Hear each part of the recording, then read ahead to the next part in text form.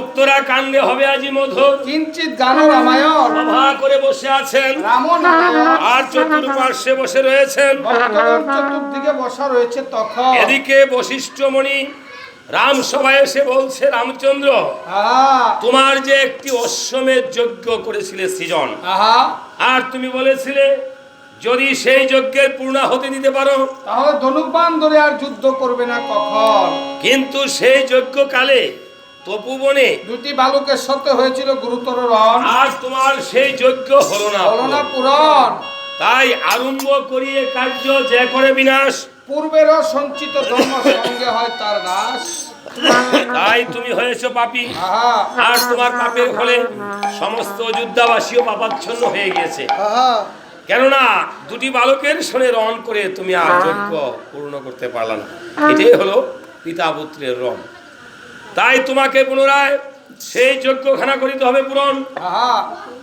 আর সেই যজ্ঞ কালে তোমার তপোবন থেকে তোমার জনকনন্দিনী সীতাকে করতে হবে আনয়ন। তুমি যে বনবাসে দিয়েছো সীতাকে, সেই সীতাকে করিতে হবে আনয়ন। কেননা অর্ধাঙ্গিনী ছাড়া এই জগতে কোনো যজ্ঞ হয় না পূরণ। আমরা যে সংসার ধর্ম করিতেছি, আমরা প্রত্যেকেই এই সংসারের রাজা। রাজার দোষে রাজ্য নষ্ট, কাজে এই সংসারে আমাদের অর্ধাঙ্গিনীকে বাদ দিয়ে কোনো যজ্ঞই হয় না পূরণ। রামচন্দ্র সীতার কথা বলাতে কেঁদে কেঁদে রামচন্দ্র বলছে, ভাইরে লক্ষণ, আমার দ্বারা বুঝি হলো না রে এই যজ্ঞ পূরণ। আর কেঁদে কেঁদে তখন বলেছিল, আমার যজ্ঞ পূর্ণ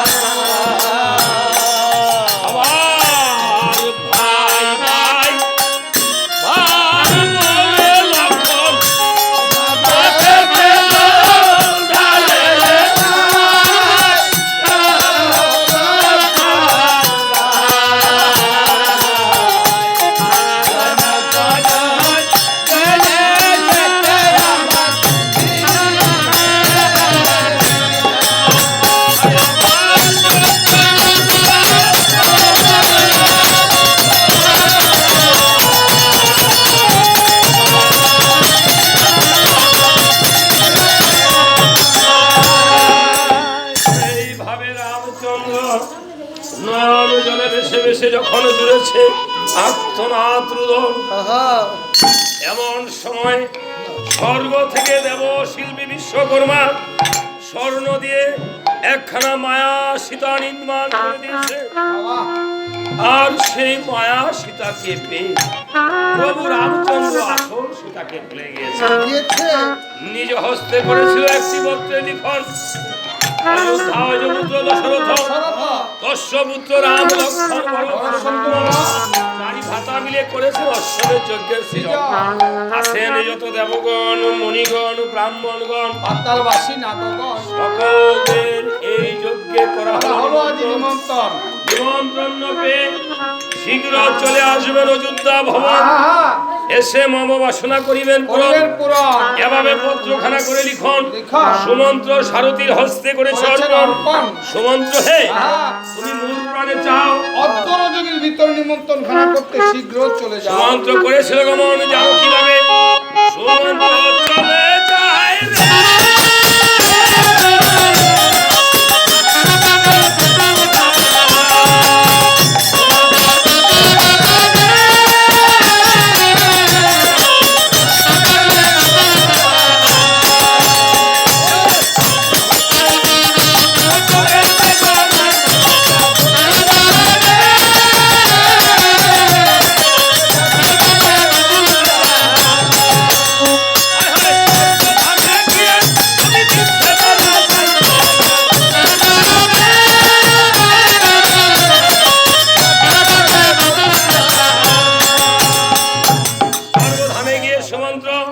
দেবরাজ ইন্দ্র বলছে, সুমন্ত্র তুমি কোথা থেকে এসেছো? অযোধ্যা হতে। কিসের জন্য?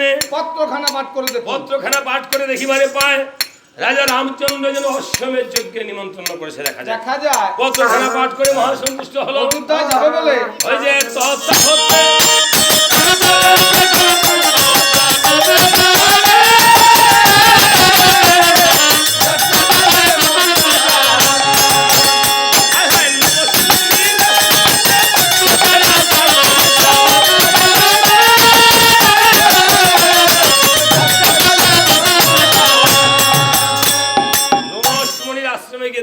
পায়। মণি ঠাকুর কার্যটা করেছে কি? কি করেছে? একটা গৃহ নির্মাণ করে তার উপরে চাল না দিয়ে ভিতরে বসে ভাঙ্গা কোলা মস্তকে দিয়ে ধ্যান করতেছে দেখিবারে পায়। বলছে ও মণিবর, এত সুন্দর নির্মাণ করে ঘর তুমি কেন বসে আছো বাহিরের উপর? বেশ বলেছে সুমন্ত, আরেকবার কররে শ্রবণ। এই ঘরখানা বানাতে এই দরাদামে আমার যেই সময়টুকু লেগে যাবে, এই সময়টুকু বসে বসে যদি আমি আমার ঘরের মহাজনকে ডাকতে পারি তাহলে আমার ভবপারের সম্বল হবে।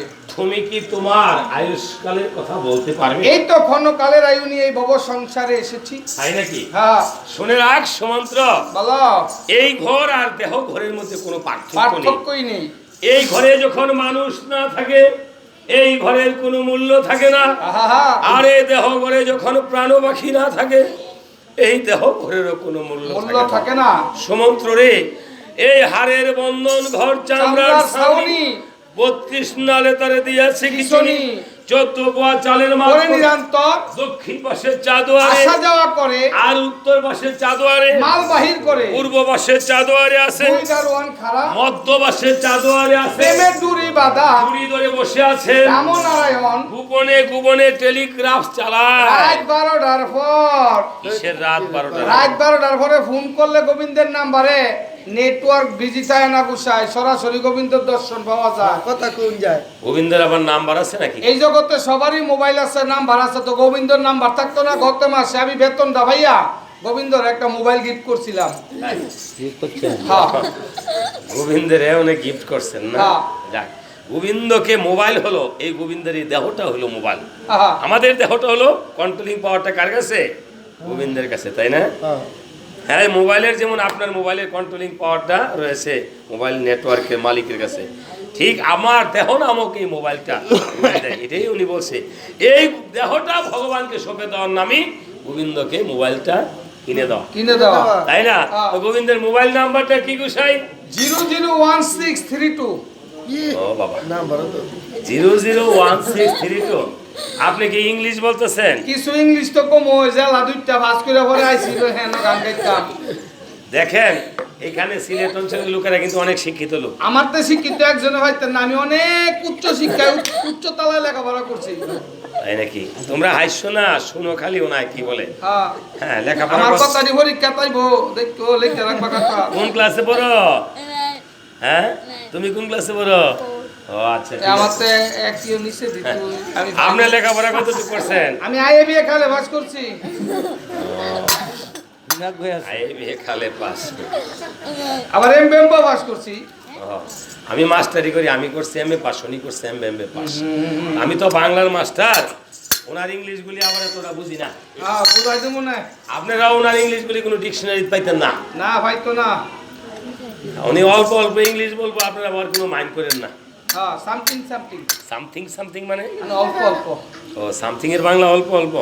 আমার বাংলায় বুঝায় বলবেন তো। আচ্ছা ব্যাকরণ দিয়ে কম না, চিন্তা করেন নাম নেই। তো সামথিং যে বলছেন, সামথিং দিয়ে আমি একটা ইংলিশ বললে বাংলায় বুঝাই দিতে পারবেন? এটা বর্ডার বট কই এলাম। তো বলেন তো, সামথিং যে বলছেন, something is better than nothing এর বাংলাটা কি? সুদীরদার জিয়ার করেন নাতিন।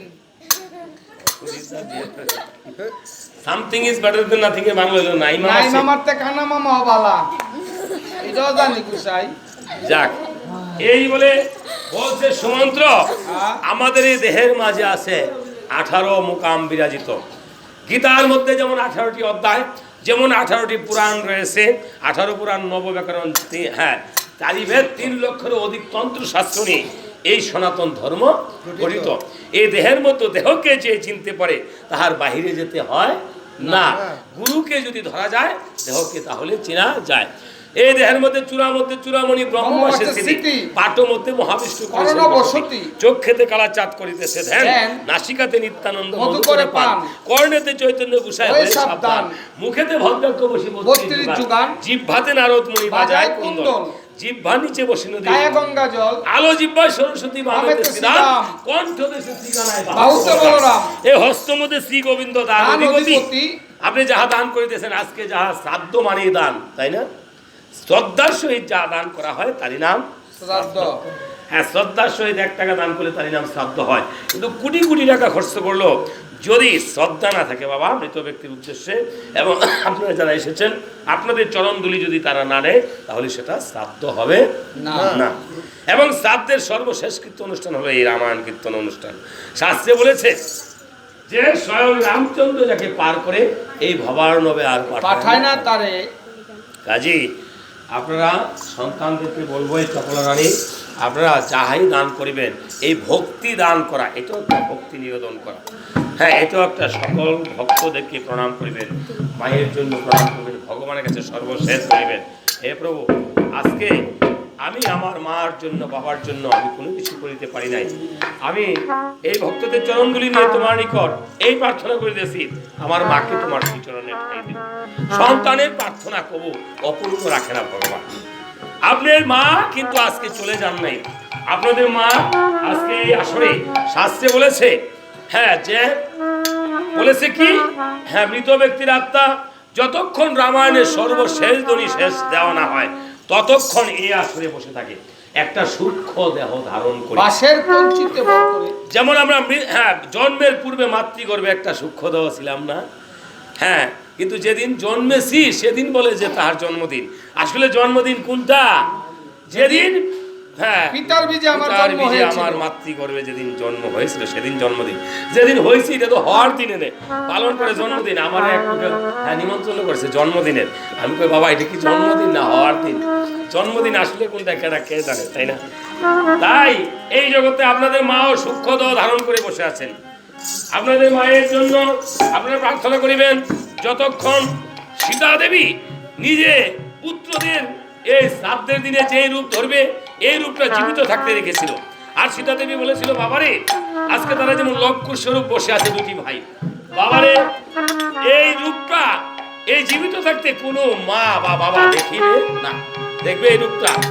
হ্যাঁ, মা বাবা চলে গেলে মা বাবার ছবিটা যখন থাকবে, মা বাবার ছবির সামনে যখন পুত্র কন্যা বসে থাকবে, সেই পুত্র কন্যাকে আশীর্বাদ করিতে করিতে সেই মাতা পিতা রামায়ণে সর্বশেষ ধ্বনি পেয়ে বৈকুণ্ঠে চলে যাবে। আবার তিনি 1 বছর বায়ুমণ্ডলে থেকে আবার যখন পুত্র পিণ্ড দিবে 1 বছর পরে বছরান্তে, আবার পুত্রের পিণ্ড পেয়ে তাদের মা যেন আপনাদের চরণ ধুলি কৃপায় সরাসরি বৈকুণ্ঠ লোকে চলে যায়।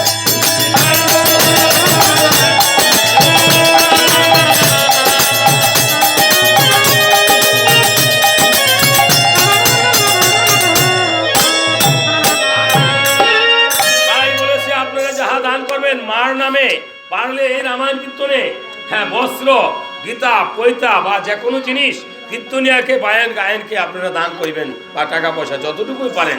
এটা হ্যাঁ সর্বশেষ কীর্তন অনুষ্ঠান, এই জন্য বলছি। তাই বলছে হস্ত মধ্যে শ্রী গোবিন্দ দানবতী, সপ্তদ্বীপে জগন্নাথ করেছেন বসতি, নাভিতে ব্রহ্ম সদা করিতেছে লীলা, লিঙ্গে মহাদেব বসে চন্দ্রকলা, পূজ্যদারে বসিয়াছে লালুয়া গোপাল, কামিনীর সঙ্গে কেলি বড়ই রসাল, এই হাঁটুতে শক্তি স্থিতি বসুদিবায়, এই 18 মুকামের তত্ত্ব শোনো সমুদয়, এই 18 মুকামের তত্ত্ব যেই নরে জানে, নর লোকে তুচ্ছ তরে, দেব লোকে তাকে হরিবল হরিবল।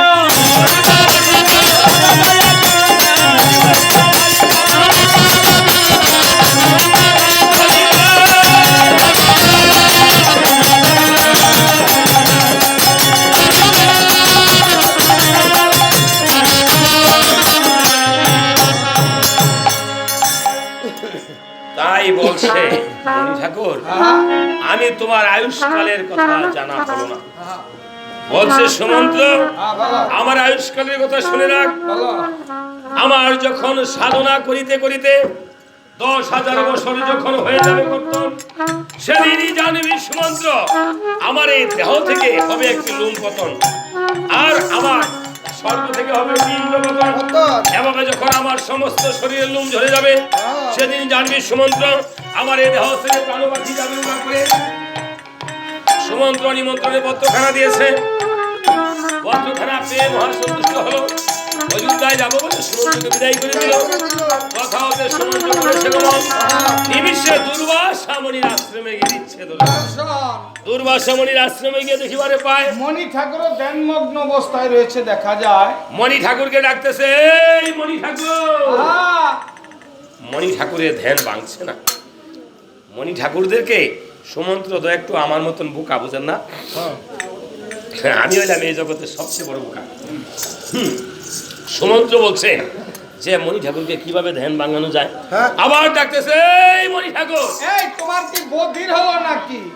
সুমন্ত্র ডাকে, মণির হঠাৎ করে ধ্যান ভেঙে গিয়েছে। মণি ঠাকুর চক্ষু রক্তাকার করে বলছে, কে রে আমার ধ্যান ভেঙেছিস? অগ্রে বধিবতুকে, তারপর তো রামচন্দ্রকে, তারপর ধ্বংস করে দিয়ে যাবো। ক্ষমা করেন গো মণি ঠাকুর, ক্ষমা করেন, ক্ষমা করেন। আরে বেটা, যদি আজকে ভালো করে না বলে ক্ষমা সমা নাই, ক্ষমা করেন। আরে ইংলিশে কইছি গুসাই। ও ইংলিশে কইছে, হ্যাঁ সাই করে হলো মাছ যদি ভালো করে না বাজাস। অগ্রে বধিব তোকে, তারপর বধিব তোর বাসি উলারে, তারপর বধিব।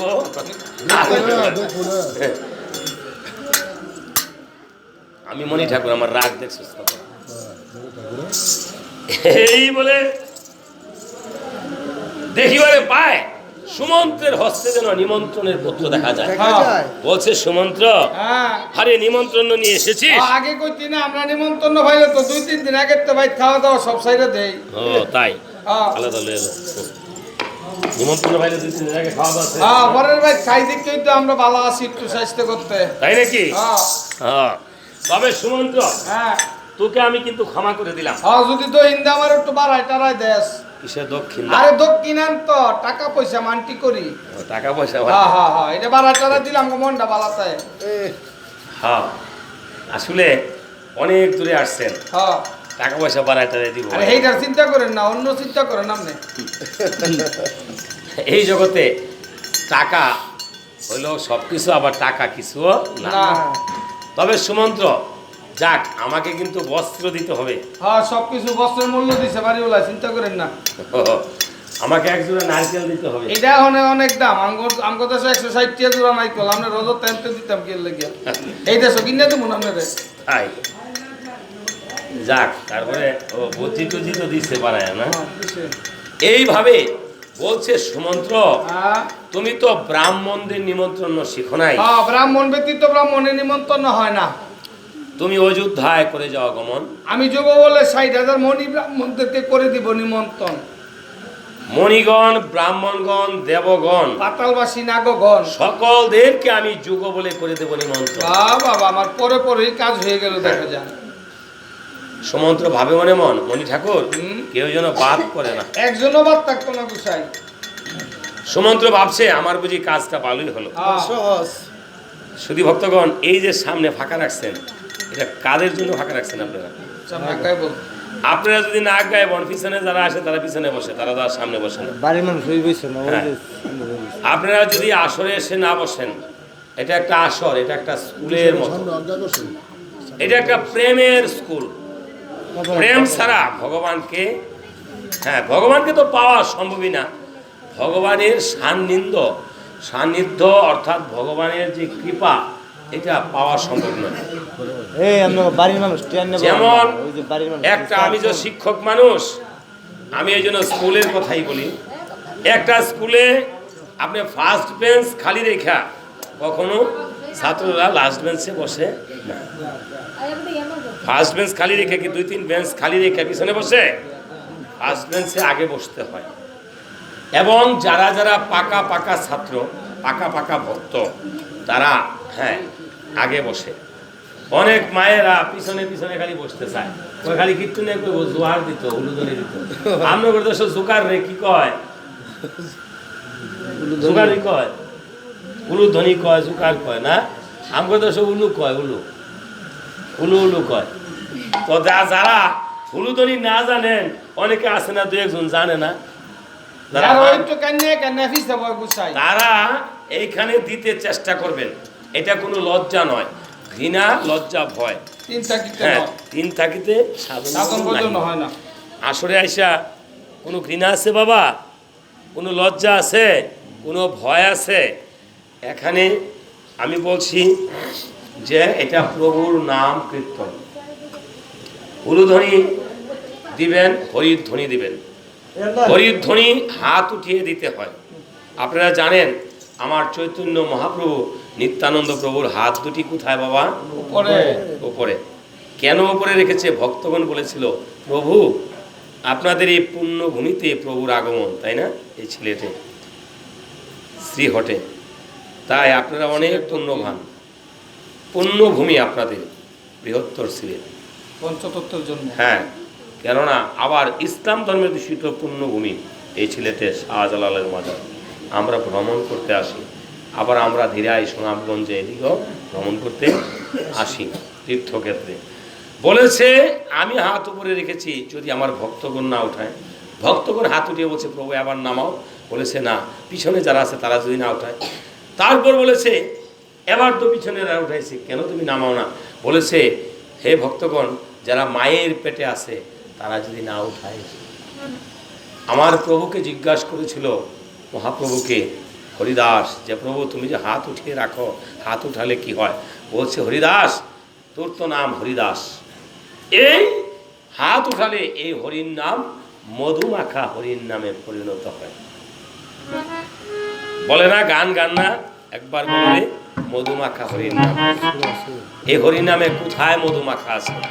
আপনি একবার হাত উঠিয়ে হুলুদনি দিয়ে দেখেন মা, আপনার এই মনে কোনো অহংকার থাকে না, আপনি বৈষ্ণব হয়ে যান। হ্যাঁ, বৈষ্ণব তাকেই বলে বই শব্দের সাথে কৃষ্ণ প্রত্যয় যোগ করে বৈষ্ণব শব্দ নিষ্পন্ন।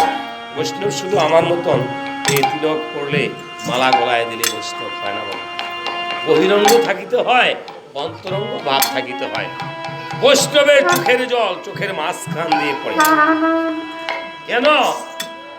বৈষ্ণব কখনো ভগবানের কাছে বিষয় বাসনা চায় না। ভগবান সবচেয়ে বেশি পছন্দ করে যারা বৈষ্ণবকে, সন্ন্যাসীকে নয়। যারা সন্ন্যাসে চলে গেছে তারা তো ভগবানকে ডাকবে, কিন্তু ভগবান নারদকে বলেছে, হে নারদ, যারা এই সংসারী করে, যারা আমাকে ডাকে সংসারের ফাঁকে, আমি তাদেরকে সবচেয়ে বেশি ভালোবাসি। বৈষ্ণব কেমন জিনিস? আমরা যখন সংসারে থেকে ভগবানের কাছে বিষয় বাসনা চাই, তখন আমাদের পুত্র নাই, কন্যা নাই, চাকরি নাই, ধন নাই। আমরা প্রভুর কাছে যখন ধন চাই, কাঁদি তখন চোখের জলটা দেখবেন চোখের এপাশ দিয়ে পড়ে। সেই চোখের জলটা যদি চোখের মাঝে মুখে যায় তাহলে দেখবেন নোনা নোনা লবণ কটা ভাব হয়। আর যদি গো মা ভগবানকে পাওয়ার জন্য আজকে কীর্তনে এসেছি, এই চপলা রানীর মতো আমিও একদিন হয়তো চলে যাব, হয়তো না, সত্যি কথা, এই রাতটাই হতে পারে আমার শেষ রাত, এই আসর হতে পারে আমার শেষ আসর, হতে পারে না? এবং যেদিন এই চপলা রানীর মতো চলে যাব, জানি না চপলা রানী যাওয়ার সময় এই রসনায় হরিনাম কীর্তন আসেছে কিনা। যেদিন শ্মশানে আমাকে হরি ছাড়া আর কোনো কিছু বলবে না, আমার দেহটা হরিময় হরিময় হয়ে যাবে। শ্মশানে একমাত্র হরিবল হরিবল বলবে না, কালী দুর্গা তারা যত নামই বলেন এগুলি ইহকালের জন্য, পরকালের জন্য শুধু হরিনাম ছাড়া। আপনি দেখেন হরি একবার বলে দেখেন, আপনার শ্বাস প্রশ্বাস দিয়ে আসে, কোনো জিহ্বা আলো জিহ্বা তালু দাঁত কোনো কিছু লাগে না হরি বলতে। যেদিন আপনার এই জিহ্বা আড়ষ্ট হয়ে যাবে, আপনি সেদিন অন্য নাম বলতে পারবেন না, শুধু হরিটাই বলতে পারবেন। একবার পরীক্ষা করে দেখুন হরি বলে। এই জন্য হরি বল বলা হয়, হরি বল করলে এই দেহে আর কোনো পাপ তাপ থাকে না। এই জন্য ক্ষণিকের জন্য যারা যারা এসেছেন সন্ন্যাসী হয়ে গিয়েছেন। আর মনে রাখবেন যে এই কীর্তন শুনে যদি না হয় কারো অশ্রুপাত, জেনে রাখবেন এই দেহে আছে শত অপরাধ। আমার মুখের কথা নয়, চৈতন্য চরিতামৃতে কীর্তন তাকেই বলে, কীর্তনের জন্ম হলে বাংলাদেশে নরোত্তম ঠাকুরের আঙ্গিনায়। কীর্তন কাকে বলে? যে সমস্ত ভগবানের কীর্তিকাণ্ড শ্রবণ করিলে আমাদের জীবের মনে বিশুদ্ধ প্রেম এবং ভক্তির ভাব জাগ্রত হয়, তাহাকেই বলে কীর্তন। প্রেম জাগতে হবে, প্রেম না জাগলে চোখে জল আসবে না, প্রেম ছাড়া ভগবানকে পাওয়া যাবে না।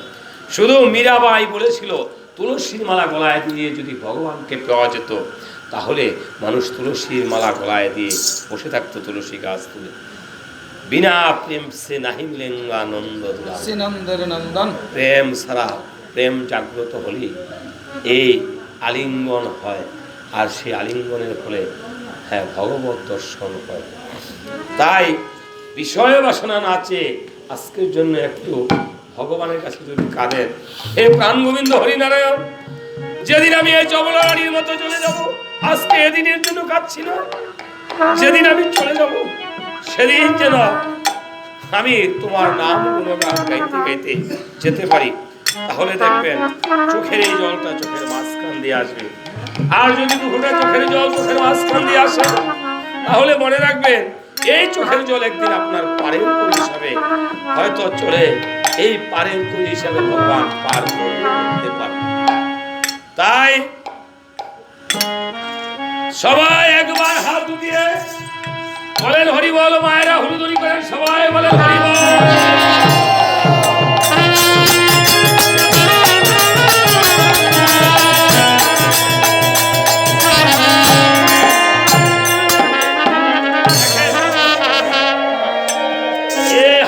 বাজিয়ে বাজিয়ে যদি একবার নৃত্য করা যায়, হরিনাম করা যায়, এই হাতের এক নাম কর একত্র করলে হয় তাল। হাততালি নয়, করতাল, করে করে একত্র করে, এই যে কর, এই যে কর, এই যে কর, কর করে একত্র হবে। এই করে করে একত্র করে তাল দিয়ে দেখেন এই দেহের মধ্যে শক্তি সঞ্চার হয়, দেহটা সঞ্চালন হয় মা। হ্যাঁ, তাল দিয়ে দেখেন করতাল করলে প্রতিদিন এভাবে করতাল করলে দেহের মধ্যে কোনো রোগ বিকাশ, সাধারণ রোগ বিকাশগুলো আসে। এটা আমার প্রভুর কথা। আপনি যদি এভাবে প্রতিদিন হরিতলায় এসে এরকম নৃত্য করতে পারেন এই করতাল বাজিয়ে, এবং হাতে যদি কোনো মন্দ রেখা থাকে তাহলে দূর হয়ে যায়। এই দেখবেন একটা পাখি পেঁচা ডাকিতেছে গাছে, এই হ্যাঁ নিচে গিয়ে যদি আপনি করতাল করেন হরি বল হরি বল বলতে বলতে, দেখবেন পাখিটা দূর হয়ে যায়, উপকৃতা, তাই না? কাজে দেহের যদি পাপ পাপ থাকে তাহলে দেহের পাপটা দূর হয়ে যায়। তাই এভাবে এভাবে যখন সুমন্ত্র নিমন্ত্রণ করে এসেছে, রামচন্দ্রের কাছে এসেছে, রামচন্দ্র বলছে সুমন্ত্র হে, আমার যে আরেকটি কাজ ভুল হয়ে গেছে। আমার কি হয়েছে প্রভু? আমার যে মিত্র তিনজন রয়েছে, আমি তাদেরকে তো করা হলো না নিমন্ত্রণ। আমি পারবো না প্রভু, অন্য তুমি কাউকে পাঠাও। হনুমান, হনুমান সুমন্ত্র পরিশ্রান্ত, তুমি কি আমার মিত্রদেরকে নিমন্ত্রণ করে আসো। আমার মিত্র এমন তিনজন, তারা তিন রকম। হনুমান রে, তুমি আমার মিত্রদেরকে না ভাবিও, আর তুমি আমার মিত্রদেরকে ভাবিও সদা আমার সমান। তাই হনুমান মিত্রদেরকে নিমন্ত্রণ করার জন্য চলে গিয়েছে। দেখেন প্রভুর কাছে কিন্তু কোনো জাত বিজাতের ভেদাভেদ নেই। প্রভু চন্ডাল কুলে রাজা গোবর্ধনকেও মিত্র বলে দিয়েছে আলিঙ্গন। ভক্ত হয়ে ভক্তকে আলিঙ্গন করা, এই দেহে কোনো পাপ থাকে না। আর কিষ্কিন্ধা দেশে সুগ্রীব রাজন বানর জাতি, বনের পশু হনুমান বানরকে প্রভু প্রেম আলিঙ্গন করেছে। ধার্মিক বিভীষণ রাক্ষস জাতি, তাকেও আলিঙ্গন করেছে ভগবান। আমরা কত জাত বিজাতের ভেদাভেদ করি। আসলে এই ধরাধামে ভগবান বলেছেন, গীতাতেও শুনবেন, চাতুবর্ণ বর্ণসৃষ্ট গুণকর্ম বিভাগস্য, আমি গুণ এবং কর্ম অনুসারে চারটি বর্ণ সৃষ্টি করেছি। হ্যাঁ, কি ব্রাহ্মণ ক্ষত্রিয় বৈশ্য শূদ্র। শূদ্র। আপনার গুণের কারণে এই দেহটাকে একবার ভাগাভাগি করেন। এই দেহটার আপনার কান দিয়ে শ্রবণ করিতেছেন এই নাম। শাস্ত্রে বলেছে শ্রবণ কীর্তন মঙ্গল, কীর্তন শ্রবণের চেয়ে মঙ্গল এই ধরাধামে আর নেই। আপনি এই জন্য আপনার মুখটা দিয়ে কৃষ্ণ নাম করিতেছেন। এই মুখটা, কান দুটো, মাথাটা হলো আপনার ব্রাহ্মণ স্বরূপ। আপনার হাত দিয়ে কর্ম করিতেছেন, হাত দুটো হলো ক্ষত্রিয়ের মতো, আর পাটা হলো শূদ্র, পায়ের উপর থেকে হাতের নিচ পর্যন্ত বৈশ্য। কাজে এই দেহের মধ্যে আপনার চারটা বর্ণ রয়েছে। এবার কোনটাকে আপনি ফেলবেন বাবা? ফেলতে পারবেন? প্রণাম করে কোথায়? পায়ে। কাজেই পায়ে অবনত হয়ে প্রণাম করিলে এই কপালে মন্দ ভাগ্য দূর হয়ে যায়। তাই সুমন্ত্রকে বাদ দিয়ে হনুমান ভক্তকে পাঠিয়েছে। কেননা ভক্ত ছাড়া ভক্তকে নিমন্ত্রণ করা যায় না। পরম ভক্ত এই জগতে ভগবান বলেছে, আমার থেকে আমার নাম বড়, আর আমার নাম থেকে আমার ভক্ত বড়, আর আমার ভক্ত থেকে ভক্তের চরণ ধুলি বড়। আয় রামচন্দ্র বলছে, হনুরে বাসন আমার ভক্ত তিনজন, তিন রকম, তাদেরকে কবু না ভাবিবান, তাদেরকে ভাবিও সদা আমার আমারই সমান। হনুমান দ্রুত বেগে প্রণাম করে নয়নানন্দে করেছে গমন যাবে। ওরে হনুমান চলিল রে ধীরে, ওরে মহারাজে হনুমান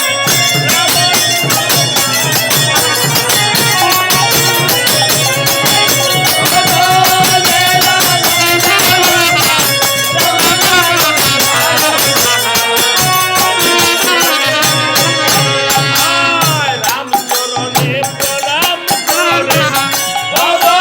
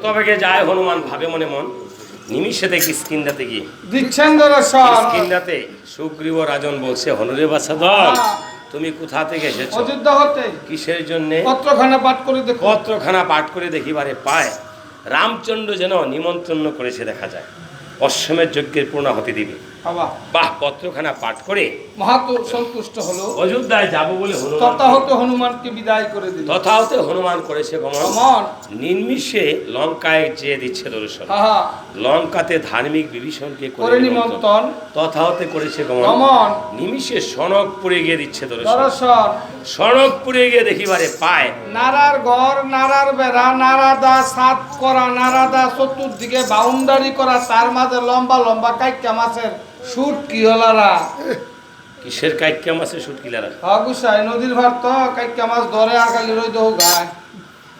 কাইক্যা মাসে সুটকি মানে আমরা খুব প্রিয় আমরা রবিও গুসাই, আমরা না ভাই বেগুন দা রাইন্দা সেবা করে খান, রাইন্দা বলে সেবা কোনটা আর খাওয়া কোনটা বৈষ্ণব গড়া সেবা আর কীর্তনিয়া গড়া খাওয়া গুসাই দেন না ব্যক্তির হরই আমরা খাই। যা খাওয়া বেগুন দিছে আজকে দেখা খাওয়া বেগুন আজকে এক জোড়া দিছে, আপনারা দুইজন একেবারে মিলামিশা 2-3 দিন খাইতে পারবেন।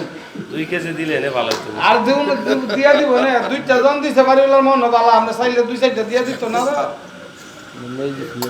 যাক বৈষ্ণব সেবা দর্শন করাও কিন্তু পুণ্যের কাজ দিয়ালাম না একটা বৈষ্ণব সেবা বাড়ি, উঠাইতেই তো আপনারা জানলাম আমরা করতে দামু ভাড়াটিয়া দেন নাম করে।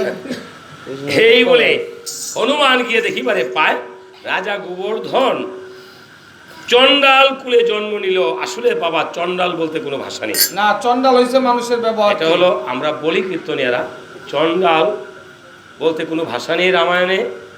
চন্ডাল হয় মানুষের বৈশিষ্ট্যের কারণে। হ্যাঁ, রাজা গোবর্ধন ছিল পাহাড়ি উপজাতি, তাই রাজা গোবর্ধন আপনি দেখবেন আমরা যখন চা বাগানে করতে আসি কীর্তন, চা বাগানের শ্রমিকরা তাদের কত প্রভুর প্রতি ভক্তি দেখবেন। রাজা গোবর্ধনও এমন পাহাড়ি উপজাতি, যদিও কোনো তাহার নিয়ম কানুন কোনো কিছু নেই, তারপরও ভগবানের প্রতি কত ভক্তি, আর ভগবান তাকে মিত্র বলে দিয়েছেন আলিঙ্গন। আলিঙ্গন রাজা গোবর্ধন 4 দেওয়াল নির্মাণ করেছে নারা দিয়ে, হ্যাঁ আর একখানা দারু রেখেছে, হ্যাঁ দারু আনো রেখেছে, তার ওই মাঝে একখানা দারোয়ান রেখেছে না, হ্যাঁ। সেই দাড়ির হস্তে ছিল গুদ, পদেও তার গুদ, গলে ছিল তাহার গন্ডগোল কিসের গন্ডগোল? বলে মুড়ি বাজার চাইল খেয়ে এলেছিল। মুড়ির চাল খাইলে কি গন্ডগোল হয় গো দিদি? গুসাই গলা ফুলে জায়গা, এখন তো মুড়ির চাল আর পাওয়া যায় না। না অনে মালা দাম পাওয়া যায় না। হ্যাঁ, আগের যুগে হ্যাঁ এই চাল টাইল দিয়া মুড়ি বাঁচতো না। হ্যাঁ, আমার ঠাকুমায় কইতো মুড়ির চাল খাইস না, গলা ফুলে যায় বোগা। এরকম আপনাদের দেশে আছে নাকি? হ্যাঁ, গলা ফুলিয়া থাকে নাকি জানি, এটারে গড়গোল বলা হয়। বলছে তার নাম কি বলতে পারবে? কপিন মন্ডল। কপিন পরিধান করে থাকি তো আমার মতো। হ্যাঁ। বলতেছে এই কপিন মন্ডল হ্যাঁ। তোমাদের মহারাজ কোথায়? অন্তপুরে। তাকে একটু সংবাদ দিতে পারবে? এই বেটা আমার দ্বার রক্ষা করবে কে রে? আরে কপিন মন্ডল, হ্যাঁ। আমি এমন শক্তি ধরি ধরি তোমার এই দ্বারের মতো শত শত দ্বার আমি একাই রক্ষা করতে পারি। পারি। কপিন মন্ডল তুমি যাও গিয়ে মুখটা ভালো করে বলবে যে তোমাদের মহারাজের হ্যাঁ রামচন্দ্রের দাস হনুমান এসেছে। কে? কপিন মন্ডল তো পাহাড়ি উপজাতি, হ্যাঁ ভাই, ডাকি দিয়েছে মহারাজকে, রাজা রে।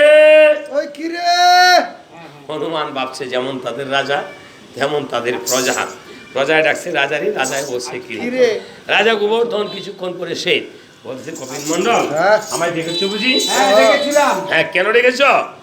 এই নিমন্ত্রণের পত্রখানা দেখিয়েছে। হ্যাঁ, কপিন মন্ডল ভারাক্রান্ত ভাবে প্রভুর তোকে ভক্তি করে বলছে যে আজ বহুদিন পর আমার প্রভু আমাকে স্মরণ করেছে। দেখেন মা, ভগবানের ভক্ত হতে পারলে ভগবান নিজেই ভক্তকে স্মরণ করে। যেমন হনুমানের মা অঞ্জনার কাছে নিজেই রাম সীতা নিজেই ছুটে গিয়েছিল। আপনি নিজে ভক্ত না হয়ে যদি আপনার সন্তানটাও যদি ভক্ত হয়, তাহলে একজন কৃষ্ণ ভক্ত সন্তানও একজন মা বাবা সহ তাহার 14 পিঁড়ি যদি নরকগামীও থাকে তাহলে তাকে উদ্ধার করে দিতে পারে এই জগতে। এর প্রমাণ হলো হনুমান। তাই আজ রাজা গোবর্ধনের রানীর নাম ছিল মধুকমলা। আহা, ডাকিতেছে কোথায় গো মধু কমলা? চন্দ্রাবতী শীঘ্র করে আসো, রামচন্দ্রের মঙ্গল এসেছে। এসো, আমরা অনেক দিন পর প্রভু আমাকে স্মরণ প্রভুর করেছে। নাম নিয়ে আসো, একটু নৃত্য করে এসো, যাও। আমরা এই হস্ত করতাল বাজিয়ে বাজিয়ে একটু প্রভুর নাম নেই। গোবর্ধনের কাছে তো কোনো যন্ত্র নাই বাজানোর মতো। আপনাদের কাছে কোনো যন্ত্র আছে বাজানোর মতো? আছে গোসাই? আছে না গোসাই? আছে কি আছে? হস্তাকরতাল। আরে হস্তা না, এটা হস্ত করতাল। আরে গোসাই, এটা কিন্তু কোনো টাকা পয়সা লাগে না, এটা এমনি আছে সবার সাথে। আমার চৈতন্য মহাপ্রভু বলেছে তোমার কাছে কোনো যন্ত্র নাই, তাল নাই, তোমাকে আমি হস্ত করতাল দিয়েছি। এই করতাল কিনতে তো টাকা পয়সা লাগে, এই হস্ত করতাল কিনতে কোনো টাকা পয়সা লাগে না। দেখেন হাতের এক নাম করতালের মতো গর্ত আছে, তাই না বাবা? তাই হস্ত করতাল বাজিয়ে বাজিয়ে তুমি অন্তত প্রতিদিন নৃত্য করো, দেখবা তোমার অনেক মঙ্গল হবে।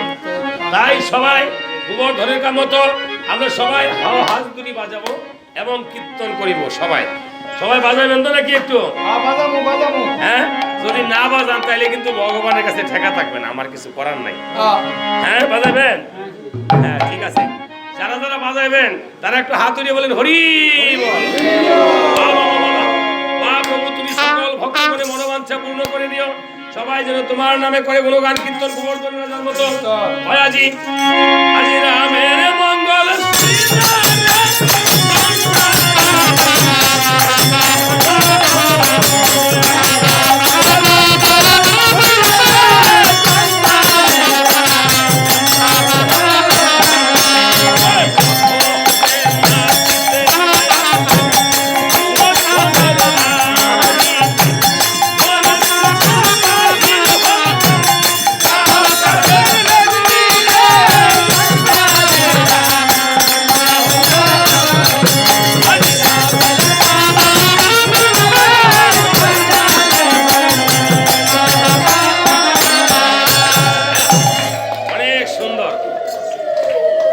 বাজাইছেন কি আমাকে শক্তি কমতাছে? গোসাই আস্তে আস্তে গায়ের সাতজন নাম তো আছে। হ্যাঁ, শীত শীত দেখবেন লাগবে না, শীত আমাদের নরসিংদীর দিকে পাঠাই দিন। আর খালি মাধবপুরের ব্রিজটা ভার করতে হলো তো নরসিংদী। যাকে সিলেট হবিগঞ্জ শীত রাখতাম না। যদি ভক্তগণ কৃপা করে একটু বসবেন, হ্যাঁ, যদি ভুল ত্রুটি হয় পরে বলবেন, ক্ষমা করবেন। ভাষাগত একটু বেশ কম থাকতে পারে আপনাদের সাথে আমাদের। যাক, আর ইন্ডিয়া গিয়া গান করেছি, হ্যাঁ, এই ভাষা বুঝছে, আর সিলেট বুঝতো না গুসাই। হ্যাঁ, এই বলে সিলেটের চা না হইলে কাটে না কারো দিন, তাই না? সিলেটে আছে এমন, সিলেটের কাছে প্রত্যেকটি মানুষ দেশের ঋণ। হ্যাঁ, ঋণী। সিলেট হলো আমাদের, সিলেটে আছে আমাদের ঋণ। সিলেটের চা না হইলে আমাদের কাটে না দিন। হ্যাঁ, যাই হোক, এই বলে তখন এই যে আপনারা হাত বাজাইছেন দেখবেন আরো আরো শক্তি সঞ্চয় হবে। মায়েরা হুলুদনিটা কম করছেন। হ্যাঁ, গোবিন্দ লুতে রাধা হুলুদনি করলে, এই হুলুদনি করলে দেখবেন এই শ্বাসকষ্টেরও থাকে না, রোগ থাকে না। আপনি শঙ্খধ্বনি করলে আমাদের, এটা আমার মুখের কথা নয়, আমেরিকান বিশ্ববিদ্যালয়ের প্রফেসর, টেক্সাস বিশ্ববিদ্যালয়ের প্রফেসর কিছুদিন আগে আমরা দেখবেন লিখেছেন যে যদি কেউ শঙ্খধ্বনি করে, শঙ্খ বাজায়, তাহলে তাহার শ্বাসকষ্ট থাকে না। এবং এই যে করোনা টরোনা রোগ যে আসছে, এগুলি এটা সব দূরে থাকে, সব দূরে থাকে। হ্যাঁ, যাক, এই বলে যখন প্রথমে নাচিতে আসলো গোবর্ধনের রানী, ঘর থেকে বাইরে যেন আমগো বাড়ির গাব গাছে রাস্তা একটা পেতনি। আপনাদের বাড়িতে আবার পেতনি আছে নাকি? অবশ্যই আমগো বাড়ির কালার কালা, এমন কালা না অমাবস্যা রাতে তারে দেওয়া যায় না। অতি সুন্দরী তো, এই জন্য বলে এই জগতে কারুনারই পেতনি নয়। হ্যাঁ, যদি পেতনি তার আচরণগত হয়। হ্যাঁ, কারণ ওই দিন আমার যে সমাদর করছে কেমনে কমু গুছাই। এই বলে তখন গোবর্ধনের খুঁড়ি ঘরে বৈশা বাজদাসে বালা বালা মালা ধানের মুড়ি। মালা ধানের মুড়ি বুঝি খুব ভালো। আজকে যদি একাদশী না থাকতো বাড়ি ওলাই তো তোকা মুড়ি মেকে তুই লইলে হইল আম করে। আমি শুনছি এই যে সিলেটি ধান, ধানের মধ্যে খামা আর ইষ্টির মধ্যে মামা। বর্তমান যুগে এটা মিশা কথা গুছাই, এটা চলে না। এখন কি চলে? আমার কাছে শিক্ষা দান। বর্তমান যুগ হয়েছে ধানের মধ্যে সেরা ধান মালা, ইষ্টির মধ্যে সেরা ইষ্টি, বউয়ের ভাই, বড়মাত্মীয়, হরির ভোলা আমার শালা। চিন্তা করছেন? শিওর শালাটা যেমন বুকে থারবা দিয়া বলছে, অবশ্যই শালা বাইতে লেকুল যারা 53 ইঞ্চি হয়ে জায়গা। আর খালি বাইতে ফোন করে কয় কুকুরি কু কুকুরিকু মানে মানে দেশি আইন পোল্ট্রি মোল্ট্রি আইন না ভাই আমার অনেকদিন পরে আইছে যদি টিয়া পয়সা না থাকে তাহলে গ্রামীণ ব্যাংকের তো লোন লয়ে লইও গ্রামীণ ব্যাংক না কি কয় গ্রামীণ ব্যাংক আমগো বাইতে গ্রামীণ ব্যাংক ওই কয় গুছাই এটা না সেটা সর্বনাশ শালার জন্য দেখা যায় উনি অনেক কিছু করে হ্যাঁ? হ্যাঁ শালার জন্য যা করছি সিলেট হাওড়া আমার একখানি সম্পত্তি আছে এইটা বেচতে তারা মানুষ বাড়াচ্ছি অন আমাকে একটা কম্বলও বাড়াইছে না সর্বনাশ। শালা টালা আছে নাকি দাদা আছে না যাক ঠিক আছে আপনারা এত কিছু করেন না শালাও ঠিক রাখতে হবে মামাও ঠিক রাখতে হবে মামার বাড়ি থেকে আসলে করেন তো মামাই আইছেন দেখেন বাগিনা বোর কোমরের মধ্যে রস ভাত নামছে সকালে আপ্পায় আপ্পায় দুইটা ডাইল ভাত রাঁধছে আয়েন মিল্লা মিশা খাইয়া লাই বালা মন্দ রানলে আরেকদিন খবর দিলা এদুকা খাইয়া যাইয়েন অথচ মামার সাথে ভাগিনার নারীর সম্পর্ক রয়েছে মামার সাথে বাগিনা 4 দিনের তেরাত্র মামা মরলে যেমন শ্রাদ্ধ করাতে হয় মামা মরল বাগিনা 4 দিন পর শ্রাদ্ধ করতে হয় নিয়ম মামা যদি বছরে বাড়িতে আসে সেই বাড়ির বিপদ আপদ কেটে বিপদ যায়। আপদ বাগিনার কর্তন হয়ে যায় হ্যাঁ এই জন্য বছরে একদিন মামার বাড়িতে গিয়েও খাইতে হয় হ্যাঁ মামার বাড়িতে খাইলে ওই বছর বিপদ আপদ থাকে না খাননি মামার বাড়ি আমি হ্যাঁ? কইছেন দিকে মাথা জুলাইব আসলেই খায় না কেউ বেশি একটা না না না না সেই হৃদ্রতা নাই এখন না আগের মতো তাই আত্মার না? টান নাই আত্মার টান নাই আগে একজনের কুটুম্ব আসলে আরেকজনের বাড়িতে নিয়ে খাওয়াইতো অনেক যার যার কুটুম্ব হের করো কিলি দিয়ে হইব এত যাক তাই বলছে এই জগতে মা যেই উদর থেকে আসছে না মামাও সেই উদর থেকে আসছে একই উদরের এই সন্তান জন্য মামার প্রতি এত টান থাকতে হয় যাক কোথায় বলে মামা বাগিনা যেখানে বিপদ নাই আপদ সেখানে বিপদ নাই সে তাই গোবর্ধনের খুরি করেছিল কেমন তারপরে নাচ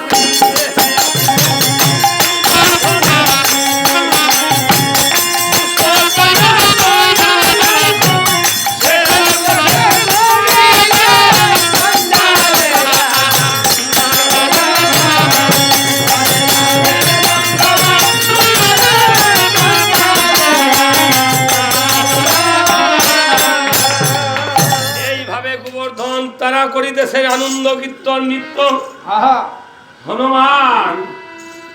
হনুমানের গুরু রামচন্দ্র বৈকুণ্ঠের গোসাই হনুমান বলছে রাজা গোবর্ধন কোন নিয়ম কানুন জানে না তারপরও মনের নিবৃত্ত থেকে করিতেছে গুরুর নাম দেখেন আর আমি প্রভুর চরণে থাকি সারাক্ষণ প্রভু তো আমাকে মিত্র বলে দেয় না একবার আলিঙ্গন তাই শুধু ভক্তগণ এই কীর্তন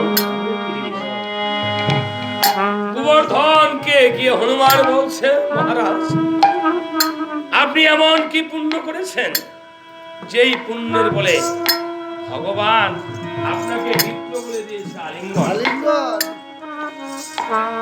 রাজা গোবর্ধন বলছে হনুরে বাসাগণ একবার বলি তবে কথা করো রে শ্রবণ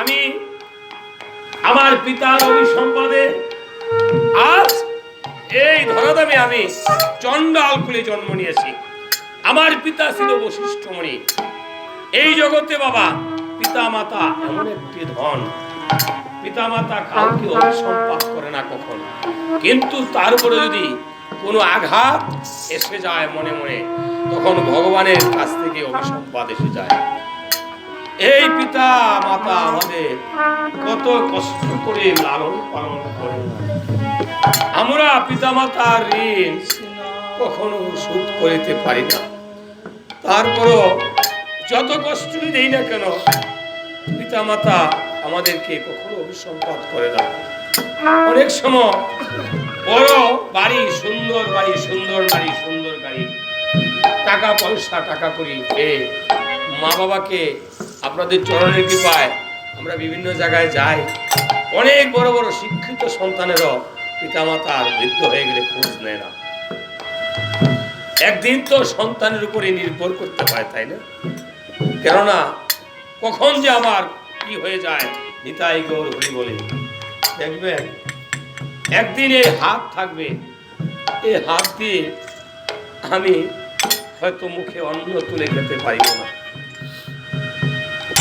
একদিনে কৃষ্ণ নাম করিতে পারিব না বিছানায় পায়খানা প্রস্রাব করিতে হইতে পারে কিন্তু সেদিন যদি সন্তান আমাকে বিছানায় তুলে রাখে অনেক জায়গায় গিয়েছি মাতা পিতাকে একটা অন্ধকার করে মাতা পিতা পায়খানা প্রস্রাবে কষ্ট পাচ্ছে, এমন সন্তান শিক্ষিত ডাক্তার ইঞ্জিনিয়ার, সেই শিক্ষিত সন্তানের সেই শিক্ষানুষ্ঠানে সাইডে যে শিক্ষিত সন্তান মাতা পিতার খোঁজ রাখে, নাম দেখানো লোক দেখানো শ্রাদ্ধ করে, শুধু লোক দেখানো শ্রাদ্ধ করে অনেক সময় মানুষ দেখে দেখে খাওয়া।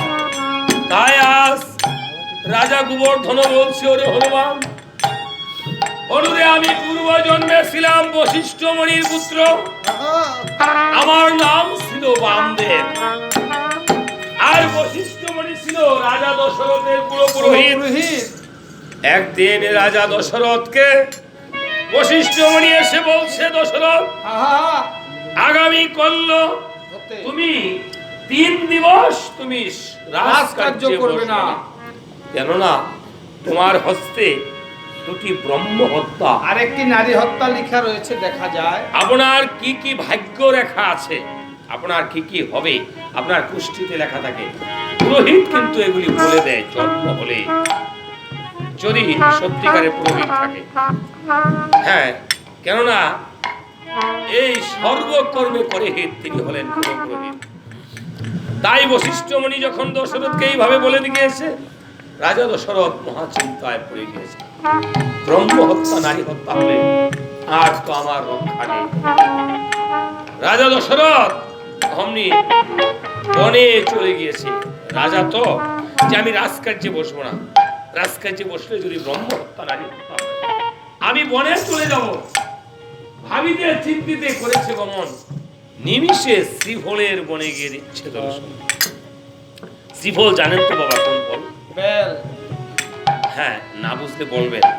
শ্রীফল হলো বেল, শ্রীফল হলো নারিকেল। অনেক জিনিস তো আমরা বুঝি না। এই যে হ্যাঁ, আমরা অনেক কিছু ভাষাগত ভুল হয়, ভাষাগত ত্রুটি আমরা বুঝি না। তাই এই শ্রীফলের বনে গিয়ে রাজা তো মৃগয়া মানে হরিণ শিকার করিবে। মৃগয়া মানে হরিণ। এই মৃগয়া শিকার করার জন্য রাজা ধনুকে তীর তাক করে বসে আছে। আর এদিকে এই বনে বাস করত এক অন্ধমণি, আর তার পত্নী ছিল অন্দিনী, আর তাদের নয়নের মণি ছিল একজন পুত্র, তার নাম ছিল মা সিন্ধুমণি। সিন্ধুমণির পালাটা আপনারা টেলিভিশনে দেখেছেন। রাজা দশরথ ভুল করে সিন্ধুকে হত্যা করে। সিন্ধুর কোনো অপরাধ ছিল না। এই নিষ্পাপ 12 বছরের সিন্ধু, সিন্ধু মাতা পিতাকে কিভাবে ভরণ পোষণ করিতে হয় তাহা সিন্ধুর কাছ থেকে আমরা শিখতে পাই। এই 12 বছরের সিন্ধুমণি তাহার মাতা পিতাকে ফেরিওয়ালাদের মতো ভার বেঁধে স্কন্ধে করে, একবারে তাহার অন্ধ মাতা, আরেকবারে তার অন্ধ পিতা রেখে বনে বনে ঘুরে বেড়াত। ক্ষুধাতে দিত তৃষ্ণাতে দিতেন জল, সেই ছিল একমাত্র সম্বল। একদিন মা অন্দিনী বলছে, বাবা রে সিন্ধুমণি, কি হয়েছে মা? আজ কিন্তু একাদশী রে বাবা, কি করতে হবে একবার বলে দাও। দেখেন আজকে চপলারানী মা এই একাদশী তিথিতে তাহার শ্রাদ্ধ করেছে। অত্যন্ত ভাগ্যবতী বাবা আপনাদের। ভূমি একাদশীতে করেছে। এই হোম একাদশীতে করেছে।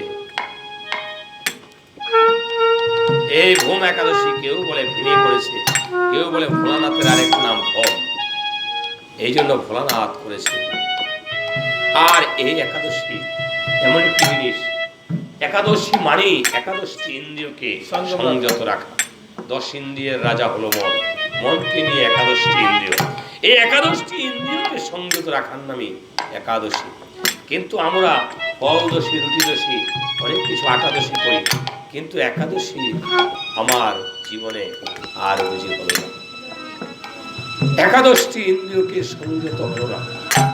তাই আজকে যারা যারা এই কীর্তন শ্রবণ করিতেছেন, আজকে কীর্তন কব, এই শ্রবণ কব পুণ্য ক্ষয় হবে না। তাই মা বলছে, বাবারে যাও আমার জন্য কিছু ফল আর জল নিয়ে আসো। সিন্ধু একখানা কলসি হস্তে নিয়ে